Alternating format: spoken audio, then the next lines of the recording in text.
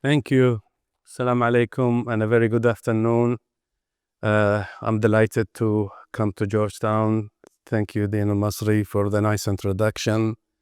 And you made our life easy by defining transformation and the importance of transformation.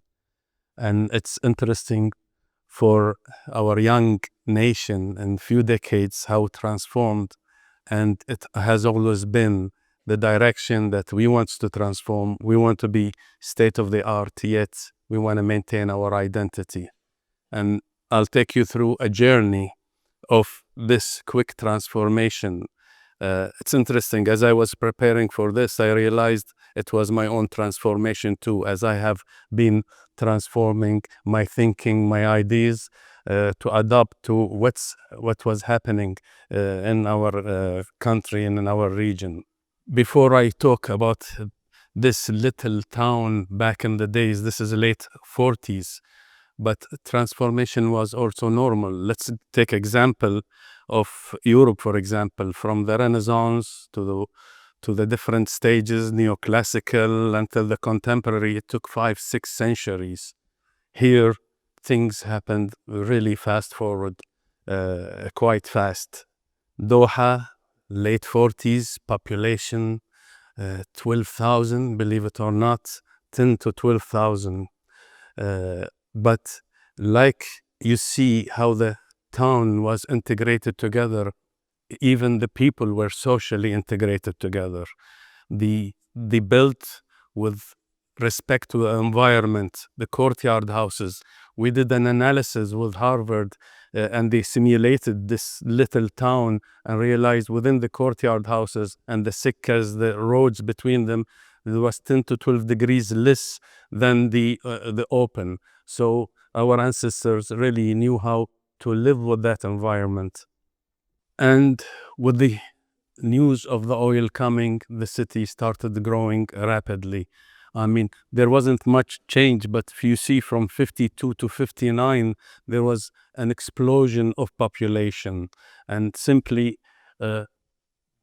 engineers, planners, doctors, builders. And this picture reminds me of the gold rush, and it was literally people were coming from all over as a nation was beginning to build a modern city and a capital. And the planners came from all over. A lot of them come from the Arab world, but they were all educated in the West. So simply as the city started growing, the typical grid designing the city for the vehicles and the shape of the form of the city started changing, but like a typical how cities were growing. And the international style boxes with windows and doors started popping up, and that was the fact in Africa and Asia, even some parts of Europe. It was just coming up with no sort of sense of identity in that sense. In the residential part, people lived these beautiful courtyard houses, but they were thrilled. They're going to move to a house with air conditioning, accessible by vehicles. But the planners did not think of what was left and built on it. No, they typical grid. They gave them lands with boxes in the middle called villas. And that has really sort of changed the social part of the way we lived. And leaving the privacy of the courtyard houses, the more environmentally sustainable way of living and the neighborhood into these villas where you couldn't sort of have the privacy, and we started fences growing and growing to maintain such a privacy. This picture really had made a big impact on my own life and my own career. After living 8 years in the States, studying arts and architecture, when I came back, I was sort of like rediscovering our own culture. So I take my camera on the weekends, take pictures from the old neighborhoods and everywhere. And I was in this gorgeous piece of architecture. This is in Grand Hamad Avenue, where all the banks are. And as I left, after finishing taking my slides and pictures, this monster was standing out. And there is this guy who walked in. I asked him, what's happening? And he said, I'm here to remove the doors and the windows, and we have to remove this building in a couple of days. It's good I was young and adaptive to whatever changes, because if I saw this now, I would stand in front of the truck and say, no way you can do that. The good news, that was sort of the last of the demolishing, because another corporate building and a bank was going to come here. So these trucks really removed neighborhoods to make way for the growth that the city was going through.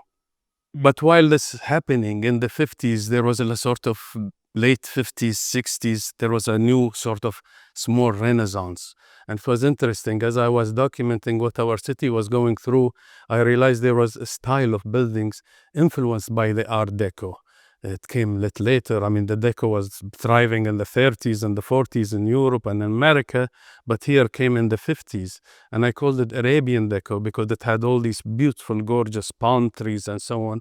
And this has repeated in many different buildings. Fortunately, even though some were demolished and all these parks that you see around the city, but a lot has been preserved because they were part of palaces and private buildings that, thank God, the planning did not come that way to make way for the new buildings.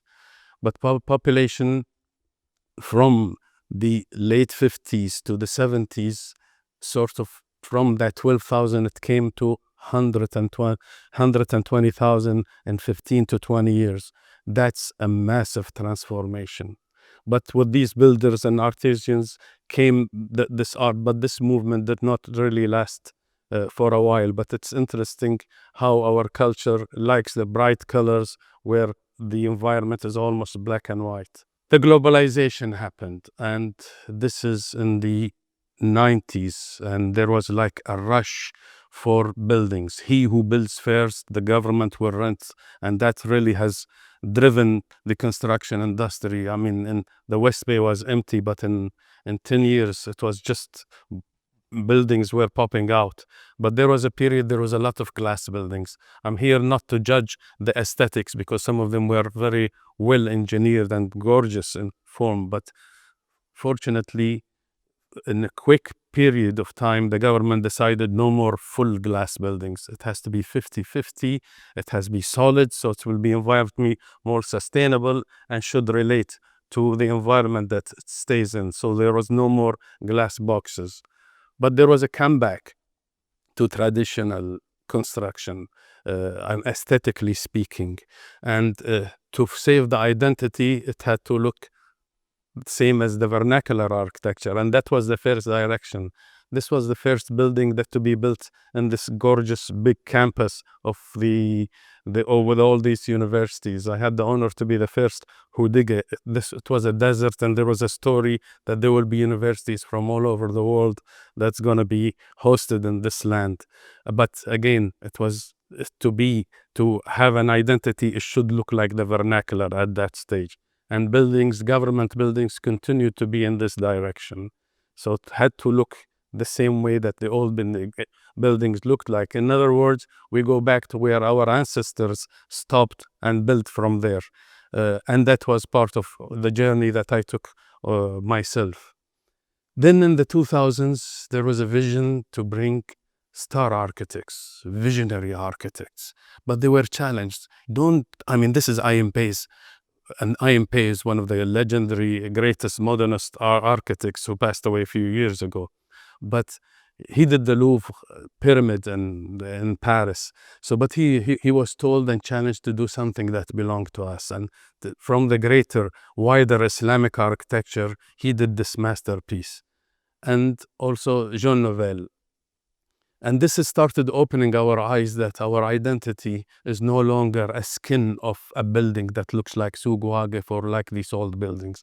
Our identity is our desert, is our sea. It's totally can be created within our vast culture throughout our environment and our vast Islamic culture. And that's also where an opportunity. So how our thinking changes, and we started doing a contemporary inspired, whether by our costumes or our environment, to create buildings that still belong to our culture, yet contemporary in the approach. The coral reef here was our source of inspiration, and that again sort of opened a new identity. Now, what do we take from the past? How did our ancestors, with this beautiful starting photograph of the old town, small windows, sustainable buildings that respects even the little breeze of wind, all of that has been put into Msherb. And I think Msherb has sort of developed our vocabulary of what's so-called contemporary Qatari architecture. There is so much lesson, even the plants that were planted relate, the orientation of the buildings. And so if you would ask me, where would our language as architectural language go, this is a perfect example, plus all the contemporary architecture. And that has been driven by the nation's vision. Transform and be proud of the transformation, yet you should have that sense of belonging and responsive to your environment. Now we have succeeded to define our new vocabulary, our new vision, our new identity, which is we're very proud of. But at the end, one major question, as we succeeded to build our future cities that is sustainable, that we are proud of, what we're going to do about our neighborhoods, the way we live, the way we lost our social life. Can we develop the same way that we developed our little towns, our newer towns, into living, social, active places in our neighborhood? That's a question I like to address it, and hopefully we'll see it in our lifetime. Thank you so much.